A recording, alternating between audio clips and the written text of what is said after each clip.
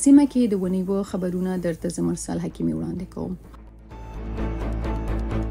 له نوي تعلیمي کال پیل سره د نجونو د ښوونځیو تړلي پاتې کېدو له امله د افغانستان د اسلامي امارت پر مشرتابه سختې نیوکې شوي.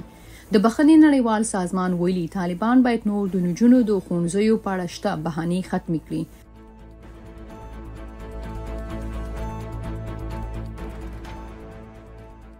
په افغانستان کې د آذربایجان سفیر الهام محمد اوف وایي افغانستان کې د آذربایجان سفارت پرانیسته د دواړو هیوادونو ترمنځ د نیکو او ښو اړیکو له کبله ده.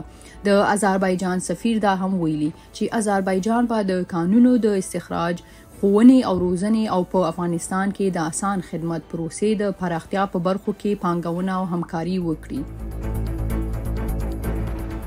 او سوداګرۍ وزارت ویلي افغانستان په تیر مالی کال کې د 1 میلیارډ 811 میلیونو ډالرو په ارزښت صادرات درلودو.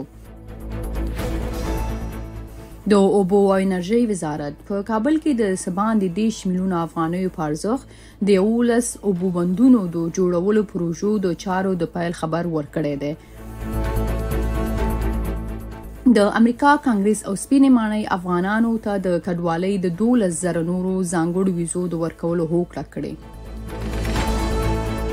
پاکستان دا تېره اونۍ له سختو خونړیو پیښو سره مخ و. په بلوچستان او پښتونخوا کې په جلا جلا بریدونو کې ګڼ پاکستاني ځواکونه وژل شوي. د پاکستان د طالبانو غورځنګ د دغو بریدونو مسؤلیت منلی. نړیوال سازمانونه وايي غزه کې د اسرائیلو یرغل بشري ناورین پراخ کړي.